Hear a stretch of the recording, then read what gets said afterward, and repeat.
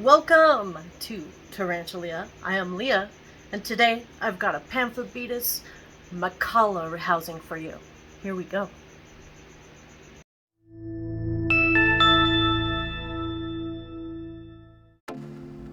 Alright, as you can see, today I'm rehousing my pamphobeteus machala, and currently I am using shoe boxes as enclosures. These are shoebox storage boxes. They save me a lot of money on enclosures, so if you are doing kind of a DIY and money is tight, I highly recommend these shoe boxes as an alternative to those $60 whatever enclosures that you can get. But in any case, the pamphobeteus machala is a beautiful big purple spider from Ecuador, which means that this is a New World tarantula, and it's also known as the Colombian purple bloom. In its natural habitat, the temperatures range from about 70 to 80 degrees Fahrenheit. Clearly, you want to keep this species at about 72 degrees or 70 degrees in your house. Also, it does require 60 to 80% humidity, and I achieve this by what you're seeing right now with how I wet down the dirt and just kind of pack it in. I don't want it to be swampy, you want it to be moist. And then these guys also have a medium growth rate, so it doesn't take them too long to reach maturity. It takes them about 2 years, maybe 2 years and 2.5 years or so before they actually reach maturity. But they do get rather large. This is a 7 to 9 inch in diagonal leg span species, so considered kind of a bird eater. The lifespan of these beautiful tarantulas for a female can range to about 18 to 20 years, and males only live about 3 to 4 years. This is such a cool tarantula though, and I can't wait for you guys to see her as I'm sitting here creating this beautiful enclosure. They are bold, but they are skittish, so they will come out of their hiding or whatever to see what's going on, what has disturbed their web or their territory.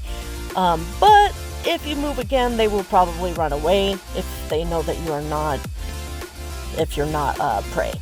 So, very, very cool species. Like I said, they are big, bold, beautiful, and amazing. I absolutely adore mine. I'm still not totally sure if mine is a male or a female, but I have a sub-adult, so only time will tell. Hopefully I can get a nice molt and check it out. As you can see, I put in a little cork round. This also provides a little bit of anchor for their webbing, and also kind of a makeshift hide.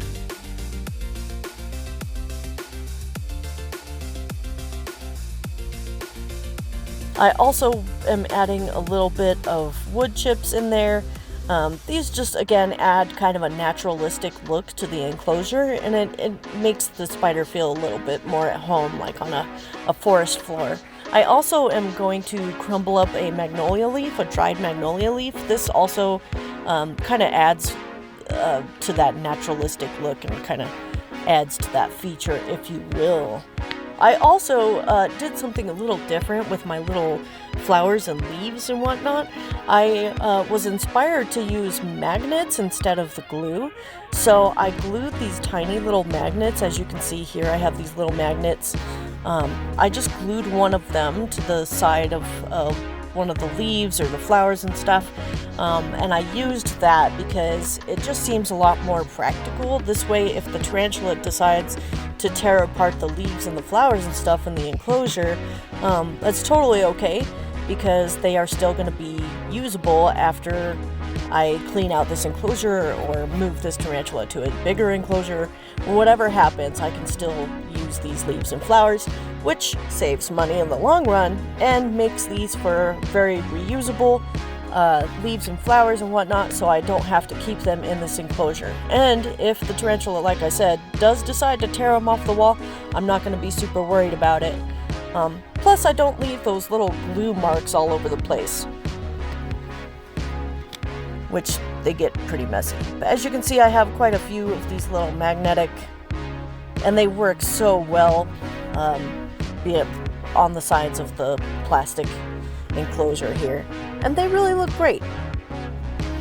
Now in a moment, I will be bringing out my beautiful pamphobeteus machala, who I have named Tauntaun, and she is just stunning, and I cannot wait for you guys to see her. I can't wait to get the comments of what you guys think of this beautiful tarantula as I'm finishing up putting all these cute little leaves and flowers and stuff with the magnetics.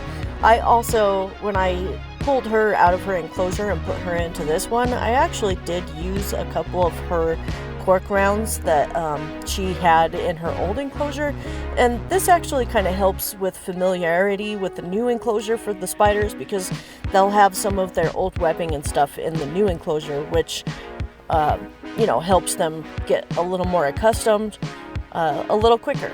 And as you can see right here, I am adding the final piece of this enclosure to make it nice and complete, which would be a water dish. No enclosure is complete without a water dish. This helps to raise that humidity level because this is a moisture dependent species. That humidity level is vital for their survival. If it gets too dry, or you know, it gets too hot or too dry, like, that spider is going to let you know, because they are going to seek out that moist substrate.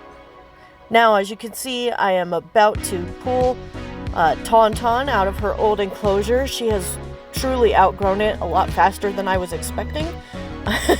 So clearly, you know, kind of a medium, little bit fast growth rate. So these guys are really great spiders though.